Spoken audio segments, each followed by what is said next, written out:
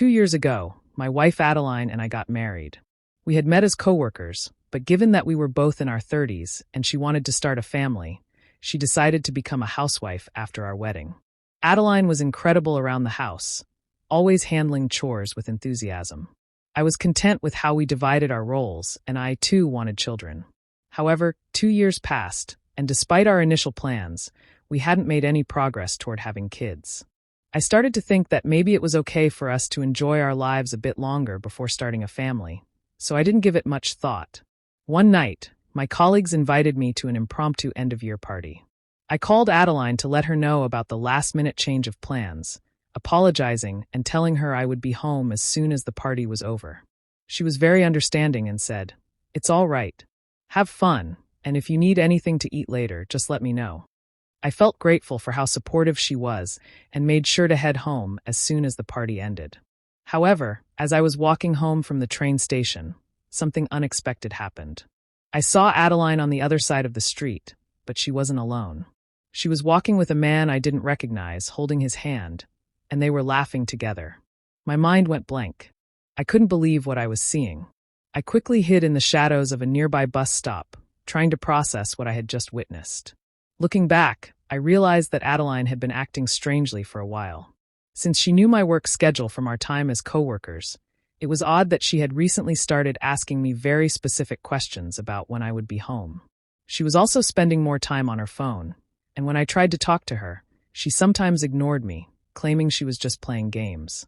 Seeing her with that man made everything click into place. She must be having an affair. I wish I had confronted her right then and there, but instead I hesitated, doubting my own thoughts and wondering if I had somehow misunderstood what I had seen. A few days later, Adeline left her phone in the living room while she went to take a bath. I knew it was wrong, but I couldn't shake the suspicion that something was going on, so I decided to look through her phone. What I found shattered any remaining hope I had. She hadn't deleted her messages, and I saw all the intimate texts she had exchanged with her lover. There were countless selfies of them together. Somewhere they were even half-naked in hotel rooms. They had been planning a 1-year anniversary spa trip, which was scheduled for the following week. I was devastated. The happy married life I thought we had was nothing but a lie. I took photos of everything on her phone as evidence and put it back where I found it. That night, I couldn't sleep, my mind racing with thoughts of betrayal. 2 days later, Adeline casually mentioned that she was planning a trip with Alice, a friend from university, next Wednesday. She didn't realize I already knew the truth, that this was the day she had planned her spa trip with her lover. I decided to act as if I knew nothing and even encouraged her to have fun, but inside, I was furious, both at her for betraying me and at myself for letting her deceive me for so long.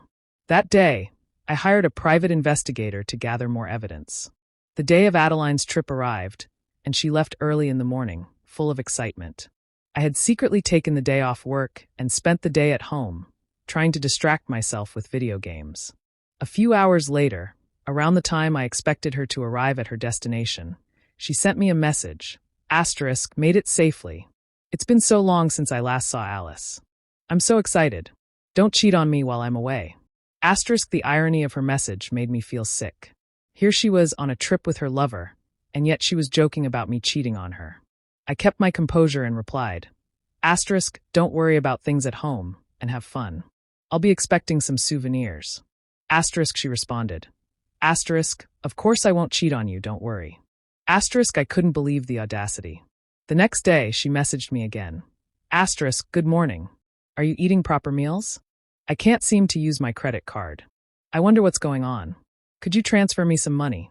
At that moment, I knew it was time to confront her. I had blocked her card, so I replied, you can't use the card because I blocked it. I won't send you any money. Ask the person you're with to lend you some. Her response was immediate and full of anger. What are you saying? I can't do that. I told you I'm with Alice. I can't just borrow money from her. Why would you block the card? Did you max it out? She seemed to think I was the one acting irrationally. I calmly responded, no, that's not it. This only made her more upset, and she started scolding me. Why are you acting so weirdly? Have you gone crazy? She asked. I couldn't help but laugh at the absurdity. Gone crazy? You're the crazy one. Don't you know what you're doing? Asterisk, I hinted at what I knew by asking her. Asterisk, who are you with right now? Asterisk, she stuttered before replying. Asterisk, I told you I'm with Alice. Asterisk, I decided to drop the bombshell. Asterisk, we had lunch with Alice before we got married, and I exchanged numbers with her. I called her today to wish her a fun trip with you, but she didn't know anything about a trip. Asterisk. Adeline was speechless, realizing I had caught her in her lie. After a long silence, she tried to cover it up again. Asterisk, I'm alone. That's right, I came here alone. I didn't want you to worry, so I lied about being with Alice. I'm sorry. Asterisk, I was already prepared for the confrontation. Asterisk, I'm sorry, but I can't help you anymore. Figure it out on your own. Asterisk, my voice was firm and resolute. Without waiting for a response, I hung up the phone, grabbed the luggage I had packed earlier, took one last look around the house, and walked out, leaving everything behind. That evening, I met up with the private investigator I had hired. He handed me a file filled with the evidence he had meticulously gathered over the past few weeks. I thanked him, paid his fee, and left feeling a mix of relief and dread. Not long after, Adeline called me again, her voice frantic. Asterisk, where are you? I got home, and your stuff is gone. And what's with these divorce papers on the table? Asterisk, I remained composed. Asterisk, I've moved out. I've already rented a new place. Please sign the divorce papers and send them to my parents' house. I won't be seeing you anymore. Asterisk. Adeline's confusion quickly turned to anger. Asterisk, what do you mean? You can't just spring this on me. Divorce, moving out without even discussing it with me first. I can sue you for this. Asterisk, I felt a wave of exhaustion wash over me.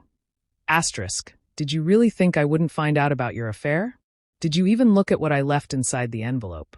Asterisk, there was a pause, followed by the sound of rustling paper. Her voice wavered as she tried to make excuses, but I was done. Weeks passed, and I finally received the signed divorce papers. Adeline had given up. Looking back, I'm grateful we didn't have children. That would have made things far more complicated. Now I'm focusing on myself, enjoying my freedom, and maybe one day I'll meet someone new and start a family. But for now, I'm content living my life on my own terms.